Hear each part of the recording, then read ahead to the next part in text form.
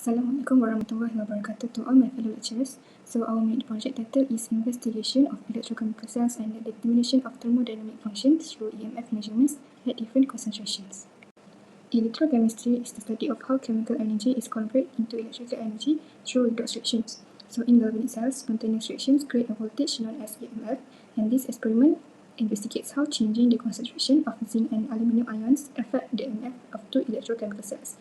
It also shows how thermodynamic values like Gibbs free energy can be calculated from the measured voltage. The objective of this experiment is to determine the thermodynamic functions from the electromotive force EMF measurements and to investigate the effect of concentration on cell voltage.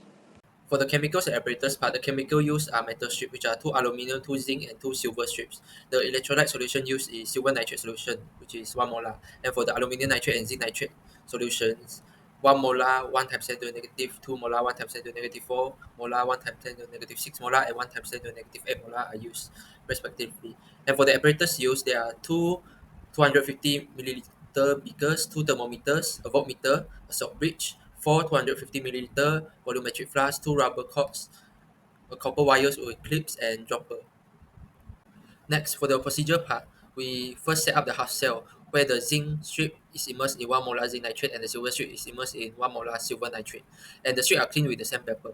And the second step is to assemble the electrochemical cell where we connect both strips to a voltmeter using copper wires. And then we insert the salt bridge between the two half cells. And the third is to measure the voltage. We adjust the wire to ensure the positive E cell and record the highest voltage in the table 1. And next is we vary the zinc concentration. So we repeat using different concentration of the zinc nitrate, which are 1 molar, 1 times 10 negative 2 molar, 1 times 10 negative 4, 1 times 10 negative 6, 1 times 10 negative 8 molar. And for each, we measure the E cell and calculate the delta G. And next is we plot the graph, which are E cell versus log zinc concentration and the delta G versus E cell. And lastly, we repeat with aluminium. So we place the zinc with aluminium strip in aluminum nitrate solution, and we pair with the same silver half cell, and we measure and record the E cell and delta G. Here is our chemicals and apparatus used for this mini project. Here are the results for our experiment. So as we can see, the concentration of zinc and aluminum as it decreases, the E cell increases. Here is our result for our Gibbs free energy for zinc and silver half cell. Here is our graphs for the E cell against the log zinc concentration and the Gibbs free against the E cell for the zinc and silver half cell. So here is the result for the Gibbs free energy for the aluminum and silver half cell. Here is our graphs, which are E cell against log concentration of aluminum ion and the Gibbs free energy against the E cell for the aluminum and silver half cell.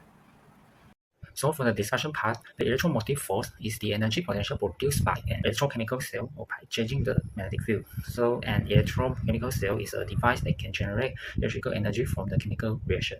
In this experiment, we will use the same cathode, which is a silver, and for anode, we will use the zinc and the aluminum. So here is an example by using zinc. Okay, so with the overall equation, the zinc with the silver ion will produce the zinc ion after the oxidation, and then we will carry out with the two equation, which is the Nernst equation and the free Gibbs energy equation. So the Gibbs free energy is energy that is available to do the work, and it determines whether a reaction will be spontaneous or not. For the upper part, we will have the E cell against the log zinc and aluminum because it undergoes the oxidation as a anode. So above graph is shown the negative side of the gradient, means that the increase in the ion of the zinc or aluminum, it will decrease the E cell value. For the bottom part is the Gibbs and free energy against the E cell. So both graph also show the negative side, which is show the reaction is spontaneous. The next one is the source of error. So the first one is the internal resistance of the wire and voltmeter, such as lowers the current flow. And the next one is the uncreamed metal surface, which is have the oxidized and contaminated layer. And the next one is inoculate the standard direction preparation. The ion concentration in the solution is not 100% accurate. So, for the conclusion, the experiment is successfully showed how ion concentration affects the EMF and spontaneity of reaction. So, for zinc and silver, EMF increased from 0.1 volt to 1.1 volt and delta G became more negative from negative 19.3 kJ per mole to negative 212.3 kJ per mole. Then, for aluminum and silver, EMF increased from 0.2 volt to 1.3 volt and delta G is from negative 57.9 kJ per mole to negative 376.35 kJ per mole. So, this proved that lower ion concentration lead to stronger and more spontaneous reactions.